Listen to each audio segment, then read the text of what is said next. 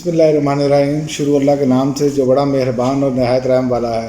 नाज़रीन, एक तो हुकूमत मुश्किल में है और इनकी मुश्किलात में मज़ीद इजाफ़ा हो रहा है, और दूसरा बैड गवर्नेंस, वो उस पर भी अब तनकीद शुरू हो चुकी है। तीसरा, बाकी जो सियासी जमातें हैं जो इक़्तिदार में मौजूद नहीं, वो भी मैदान में आने के लिए तैयार हैं।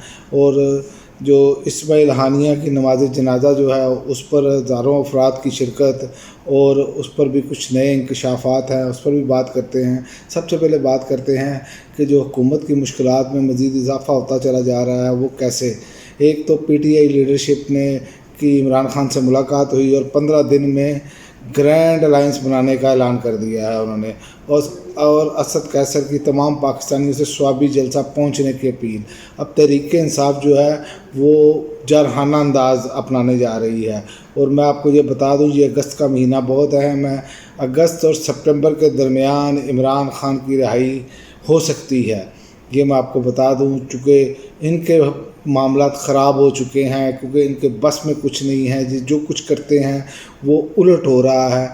किसी भी तरीके से इनसे कोई चीज़ संभल नहीं पा रही, कोई गवर्नेंस नहीं, कोई कुछ नहीं है। वो भी मैं आपको आगे चल के बताता हूँ। लेकिन PTI के वाले से कि PTI की इस्लामाबाद जलसे के लिए 22 अगस्त को उनको इजाज़त मिली है, और PTI ने ये ऐलान किया है कि ये 22 अगस्त की तारीख कैंसिल करते हैं तो फिर हम जलसा हर सूरत करेंगे, जलसा करके दिखाएंगे। और होना भी यही चाहिए, क्योंकि ये जानबूझकर हर जमात जो है वो कर रही है सब कुछ, उनके लिए कोई रोक टोक नहीं। लेकिन एक टोपी ड्रामा है जो ये किए जा रहे हैं। इनको जब तक इस तरह का जवाब नहीं देगी तहरीक इंसाफ, ये तहरीक इंसाफ को स्पेस नहीं देंगे। और तहरीक इंसाफ को ये सोचना चाहिए, इनकी लीडरशिप को, कि इनके साथ मुल्क की 80 से 90% अवाम इनके साथ है।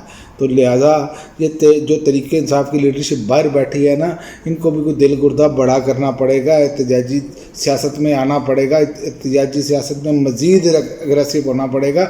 इमरान खान अगर जेल से बाहर होते तो ये तो तिगनी का नाच नचा के रख देना था इमरान खान ने इनको।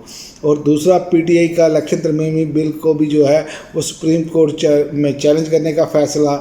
और इसी तरह आप देखें कि मैंने पिछले वीलॉग में कहा था कि हवाओं का रुख ऐसे लग रहा है जैसे अब समझ आनी शुरू हो गई है कि ये मामला ज़्यादा देर तक नहीं चलेंगे, ये हवाओं का रुख तब्दील हो रहा है।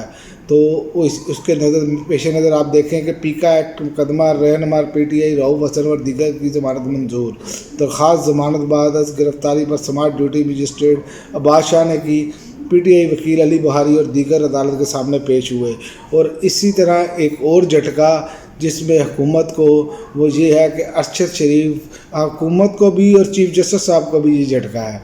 वो इस तरह के अरशद शरीफ कत्ल जो है आज खुद नोटिस छुट्टियों के बाद समाअत के लिए लार्जर बेंच तश्कील हो गया है। और ज़राए ने बताया है कि जस्टिस जमाल मंदोखेल की सरबराही में 5 रुकनी लार्जर बेंच की तश्कील का फ़ैसला 2-1 के तनासब से हुआ है। चीफ जस्टिस काजी फाइज ईसा ने जस्टिस मंसूर अली शाह की सरबराही में 3 रुकनी बेंच बरकरार रखने की राय दी थी। उसमें ये होता है कि फिर आगे जी लार्जर बेंच में चला जाए, तो जब लार्जर बेंच में चला जाए तो मामला होते हैं ऐसे कि लटकाया जा सके इसको।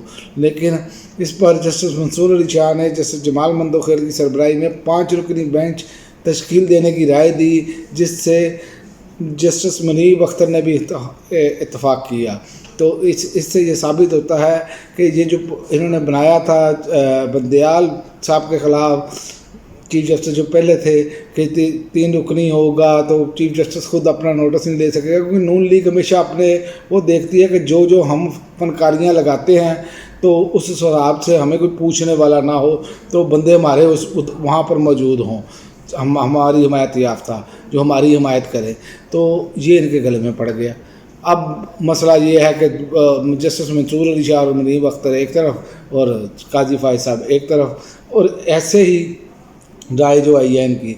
और ऐसे ही आपने देखा कि जो मखसूस नशिस्तों वाला मामला है उस पर भी, और ये अब तौहीन अदालत का भी जो कानून वापस लेने जा रहे हैं कि जिसको PTI ने चैलेंज करने का ऐलान किया, जो मखसूस नशिस्तों के वाले से भी जो इन्होंने फनकारी लगाई है, تو یہ ان کے گلے میں پڑے گا. یہ یاد رکھیں کہ یہ اپنی طرف سے فنکاریاں تو بہت لگاتے ہیں اور یہ سیاسی شہید ہونا چاہتے ہیں، اور ایک طرف یہ بھی کرنا چاہتے ہیں کہ یہ کسی نہ کسی طریقے سے معاملات جو ہے نا یہ ان کے حق میں آ جائیں، لیکن یہ ہوگا نہیں.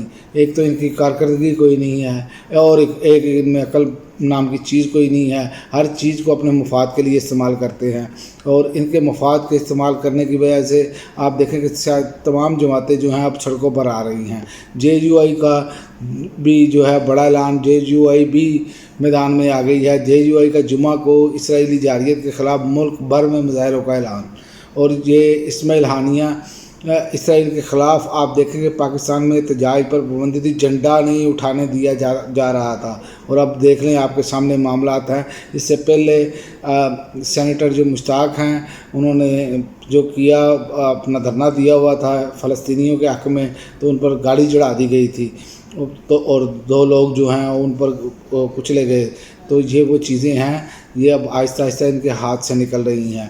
اسی طرح جماعت اسلامی کا 4 صوبائی دارالحکومتوں میں دھرنے دینے کا فیصلہ، اور جماعت اسلامی کا دھرنے کو حکومت ہٹاؤ تحریک کو تبدیل کرنے کا عندیہ بھی جماعت اسلامی نے دے دیا ہے. اس کی وجہ جو امیر جماعت اسلامی حافظ نعیم الرحمن نے کہا ہے کہ IPP سے معاہدے ختم کرنے اور بجلی کی قیمت کم کرنے کے مطالبے پورے نہ ہونے کی صورت میں دھرنے کو حکومت ہٹاؤ تحریک میں بدل دیا جائے گا. تو یہ حکومت کی مشکلات میں مزید اضافہ ہوتا چلا جا رہا ہے. اور دوسری جانب آپ دیکھیں ان کی بیڈ گورننس یہ ہے کہ لاہور میں بارش ریکارڈ ٹوٹ گیا، لیکن یہاں پر جو دکھایا جا رہا تھا ویڈیوز موجود ہیں، مریم صاحبہ کی بھی، وزیر اعلیٰ پنجاب جو ہیں ان کی بھی ویڈیوز موجود ہیں کہ پانی کہاں پہ کھڑا ہے، فوری طور پر نکالو. اور خوش جگہ پر کھڑے ہو کر جہاں پر بھی پانی نکل گیا وہاں پر بھی، اور آپ یقین کریں پورا لاہور سارا دن ڈوبا رہا. تو یہ ان کی حالت تھی. لاہور میں موسلا دھار بارش سے بجلی کا نظام شدید ترین متاثر ہوا. 407 فیڈر ٹرپ ہونے اور دیگر تکنیکی خرابیوں کے باعث شہر کے بڑے حصے میں بجلی کی فراہمی معطل ہو گئی، اور بجلی کی بندش سے شہریوں کو پریشانی کا سامنا، اور شہری جو ہیں وہ بلبلا اٹھے. غم و غصہ، نہ بجلی نہ ہونے کی وجہ سے پانی موجود نہیں، لوگ پریشان، برے حال. لوگ آج خود اپنے گھروں سے پانی نکال رہے ہیں، جبکہ یہ کہہ رہے تھے کہ جی جناب ہم نے تو دیکھو نا لاہور کلین کر دیا، لاہور میں ایسے انتظامات کر دیے. یہ لاہور شہر میں انتظامات نہیں کر سکے جن پر یہ سارا فوکس ان کا لاہور شہر پر ہوتا ہے، اس کا نہیں کر سکے تو پورے پنجاب میں کیا حال ہوگا. باقی علاقوں کی صورتحال آپ کے سامنے ہے. تو اسی طرح جو ہے تہران کے پر بات کریں کہ اسماعیل ہانیہ کی نماز جنازہ ادا کر دی گئی، ہزاروں افراد کی شرکت. جنازے کے شرکاء نے فلسطین کے جھنڈے بھی اٹھائے ہوئے تھے. اسماعیل ہانیہ کو جمعے کو قطر کے دارالحکومت دوحہ میں سپرد خاک کیا جائے گا. یہ ہے. اور نیو یارک ٹائمز نے ایک دعویٰ کیا ہے کہ ان کا کہنا ہے کہ اسماعیل ہانیہ کو قتل کرنے کے لیے جس دھماکہ خیز مواد کا استعمال کیا گیا وہ 2 ماہ پہلے ہی اس بلڈنگ میں پلانٹ کیا جا چکا تھا، اور اس بم کو ریموٹ کنٹرول سے ڈیٹونیٹ کیا گیا تھا. تو یہ کچھ کہہ رہے ہیں میزائل، اور نیو یارک ٹائمز کا یہ دعویٰ ہے. تو یہ اب ایک بڑی جنگ میں تبدیل ہونے کا خطرہ نظر آ رہا ہے، کیونکہ ایران، کچھ لوگ تو تنقید کر رہے ہیں کہ ایران کے گھر میں ہوا معاملہ، ایران کے اپنے لوگ بھی ملوث ہو سکتے ہیں. کیسے اطلاع پہنچی، کیسے ان کو اطلاع تھی، سارا کچھ. لیکن اور یہ بھی کہا جا رہا ہے کہ ان کی ذمہ داری تھی ان کی حفاظت کرنا، لیکن نہیں ہو پائی. لیکن زندگی موت کا تو ایک وقت مقرر ہے اللہ کے ہاں. تو اب دیکھتے ہیں آئندہ آنے والے دنوں میں ہونا کیا ہے. اگلے 72 گھنٹے بہت اہم ہیں اور یہ بڑی جنگ میں تبدیل ہو سکتے ہیں. ایران اپنے اتحادی ممالک کے ساتھ مل کر جو خبریں گردش کر رہی ہیں، اگلے 72 گھنٹوں میں اسرائیل پر بڑا حملہ کرنے جا رہا ہے، اور بڑا حملہ وہ کسی وقت بھی کر سکتا ہے. اگر ایسا ہوا تو یہ ایک مرتبہ اس خطے میں پرپور جنگ کا آغاز ہوگا، اور جو تیسری عالمی جنگ کی بھی صورت اختیار کر سکتا ہے. دیکھتے ہیں کہ یہ اگلے 72 گھنٹوں میں آنے کیا ہونے جا رہا ہے. اور دوسرا، عمران خان کی اگست سے ستمبر تک رہائی کی جو چیزیں ہیں وہ سامنے نظر آ رہی ہیں. یہ قوم کے لیے خوشخبری کی بات ہے. اس کی وجہ یہ ہے کہ عمران خان کو پر مزید کیسز ہیں کوئی نہیں جن میں ان کو سزائیں ملی ہوں، اور جو کیسز ہیں وہ اس قابل بھی نہیں ہیں، سارے چونکہ بوگس کیسز ہیں، تو ان کے لیے بہت مشکل ہوتا چلا جا رہا ہے، اور گورننس ان کے پاس ہے کوئی نہیں، اور اطلاعات یہ ہیں کہ ان کو باہر جانے نہیں دیا جا رہا، اور عمران خان باہر آنے جا رہے ہیں۔ دیکھتے ہیں آئندہ آنے والے دنوں میں کیا ہوتا ہے۔ اب تک کے لیے ناظرین اتنا ہی، اجازت دیجیے، اللہ حافظ۔